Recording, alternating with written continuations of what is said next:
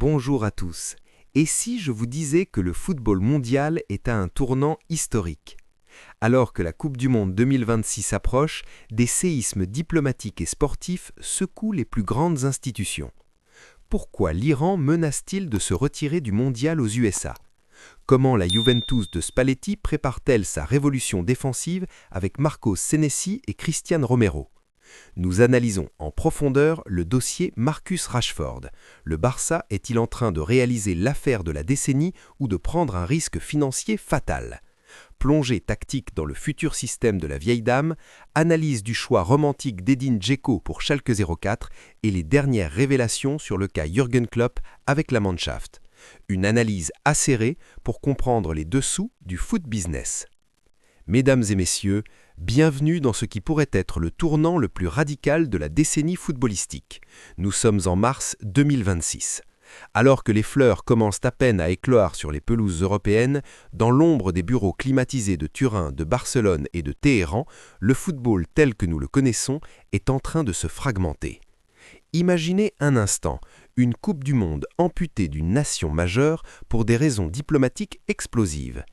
Imaginez un géant endormi, la Juventus, qui décide de braquer le marché anglais pour restaurer une identité défensive perdue depuis le départ de la BBC. Imaginez enfin l'un des talents les plus énigmatiques d'Angleterre, Marcus Rashford, prêt à troquer la pluie de Manchester pour le soleil de la Catalogne dans une opération à 30 millions d'euros qui défie toute logique économique moderne. Aujourd'hui, on ne va pas juste lire des titres, on va disséquer les contrats, analyser les zones de pression tactique et comprendre pourquoi le choix d'Edin Dzeko de rejoindre la deuxième division allemande est peut-être la plus belle leçon de football de cette année. Installez-vous, car aujourd'hui, on plonge dans les abysses du ballon rond. Pour comprendre l'urgence de la situation, il faut regarder le paysage global. La Juventus de Turin n'est plus cette forteresse imprenable. Depuis la fin du cycle Allegri et les transitions tumultueuses, le club cherche une âme. L'arrivée de Luciano Spalletti a apporté une philosophie, mais le matériel humain derrière manquait de cette grinta argentine que la Juve a toujours chérie. Parallèlement, le FC Barcelone, toujours sur un fil contractuel avec la Liga, doit opérer une chirurgie de précision sur son effectif. Le dossier Marcus Rashford n'est pas qu'un transfert, c'est un symbole. C'est le symbole d'un Manchester United qui n'arrive plus à retenir ses icônes et d'un Barça qui joue son va-tout sur des profils de rupture. Mais le plus gros nuage noir plane sur les États-Unis. La Coupe du Monde 2026, censée être la fête absolue du soccer, se heurte au mur de la géopolitique. Les déclarations du ministre iranien des Sports ne sont pas à prendre à la légère. Un retrait de l'Iran, ce n'est pas juste un groupe de moins, c'est un précédent dangereux pour l'unité de la FIFA. Nous allons analyser pourquoi cette tension pourrait faire jurisprudence et changer la sélection des pays hôtes pour les 50 prochaines années. Entrons dans le vif du sujet tactique. Pourquoi Marcos Senesi? Pourquoi maintenant? Damien Comolli, dont on connaît la précision chirurgicale via la data, ne s'est pas trompé.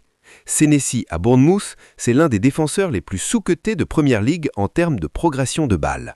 Dans le système de Spalletti, le défenseur central n'est plus un simple stopper, c'est le premier meneur de jeu. Analysons ses statistiques. Senesi se situe dans le top 5% des défenseurs pour les passes progressives et les interceptions hautes. L'associé à Gleison Bremer s'est créé l'alchimie parfaite.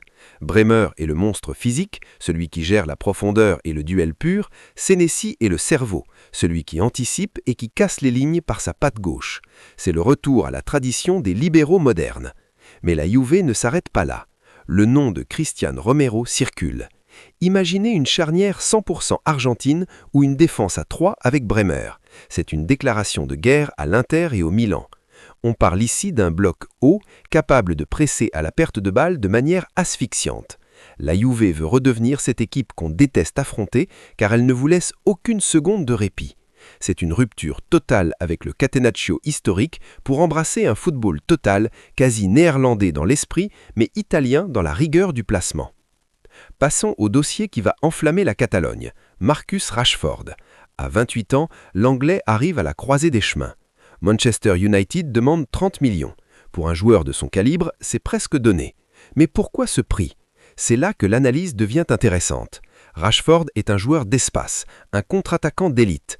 Le Barça de 2026, sous la houlette de sa nouvelle direction, cherche à verticaliser son jeu. Marcus Rashford sur l'aile gauche, ripiquant dans l'axe pour laisser le couloir à un latéral offensif, c'est une arme de destruction massive.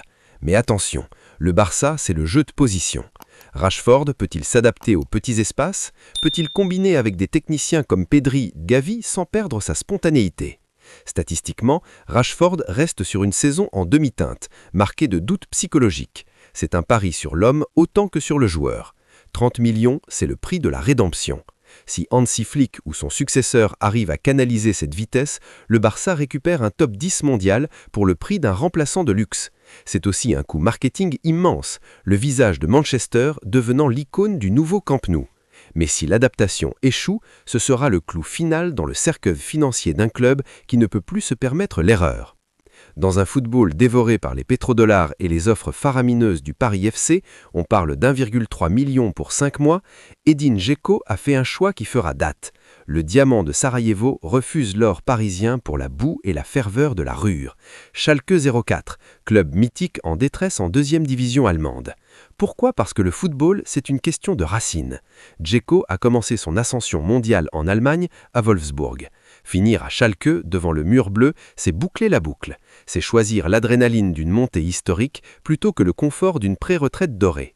Cela nous donne beaucoup d'indications sur l'état d'esprit du grand champion de cette génération. Alors que Thiago Silva, à 41 ans, prolonge le plaisir au FC Porto parce qu'il ne peut pas concevoir sa vie sans la compétition de haut niveau, Dzeko nous rappelle que le maillot a encore un sens. Pour Schalke, c'est une aubaine tactique. Même à son âge, son jeu de tête et sa protection de balle vont terroriser les défenses de Bundesliga 2. C'est le transfert feel-good de l'année, celui qui nous réconcilie avec le sport business. Pour conclure cette plongée, regardons vers l'horizon. L'opération de Naïf Aguerd à l'OM est un coup dur pour le sprint final. Sans son patron de défense, Marseille va devoir inventer de nouvelles solutions tactiques, peut-être en puisant dans sa jeunesse ou en changeant de système. En Allemagne, l'ombre de Jürgen Klopp plane au-dessus de la Mannschaft. Si Nagelsmann vacille, Klopp est le seul homme capable de transformer une nation de football en une machine de guerre prête pour 2026. Enfin, surveillez de près le dossier André au Milan. Le milieu de terrain brésilien est la pièce manquante du puzzle milanais. Entre la rigidité financière des Corinthians et l'ambition milanaise, c'est un bras de fer qui définit le nouveau marché sud-américain. Le football de 2026 ne se joue plus seulement sur le rectangle vert, il se joue dans l'affluence, dans la résilience médicale et dans l'audace diplomatique. Nous vivons une époque charnière. L'Iran, Rashford, la Juve, chaque pièce de ce puzzle va déterminer qui dominera la prochaine décennie. Merci de nous avoir suivis pour cette analyse profonde. N'oubliez pas, le football est une histoire sans fin et nous sommes là pour écrire chaque chapitre avec vous. Abonnez-vous, likez et dites-moi en commentaire, l'argent a-t-il définitivement gagné le match ou des hommes comme Dzeko sont les derniers remparts du vrai football? À demain pour une nouvelle bombe sur la Foot Chrono. Prenez soin de vous.